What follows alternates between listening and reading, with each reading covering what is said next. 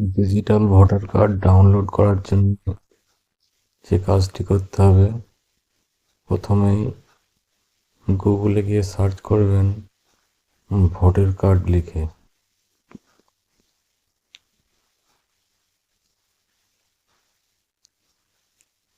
সঙ্গে সঙ্গে একটি ওয়েবসাইট খুলে যাবে, এইখানে ক্লিক করব।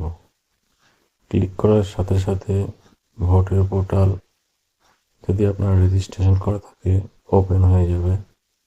না থাকলে মোবাইল নাম্বার দিয়ে রেজিস্টার করে নেবেন।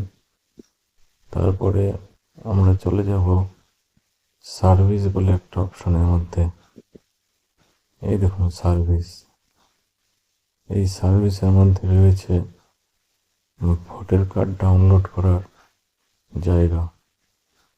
নিচের দিকে নেমে দেখতে পাবেন এপিক কার্ড ডাউনলোড বলে। সঙ্গে সঙ্গে পরবর্তী পেজ ওপেন হবে। এখানে আপনার ভোটার কার্ডের নাম্বারটি সঠিকভাবে টাইপ করতে হবে।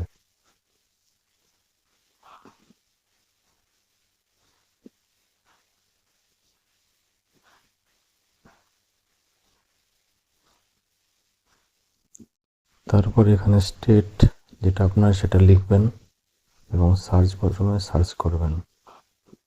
এখানে দেখতে পাবেন আপনার নাম এখানে শো করবে, আর নিচের দিকে একটা অপশন থাকবে সেন্ড ওটিপি বলে।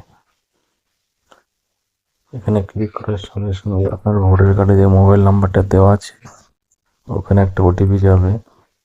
ওটিপিটা দেখে ঠিক করে পূরণ করবেন। তারপর ভেরিফাই ক্লিক করবেন। দেখবেন সঙ্গে সঙ্গে আপনার কার্ডটি ডাউনলোড হয়ে যাবে।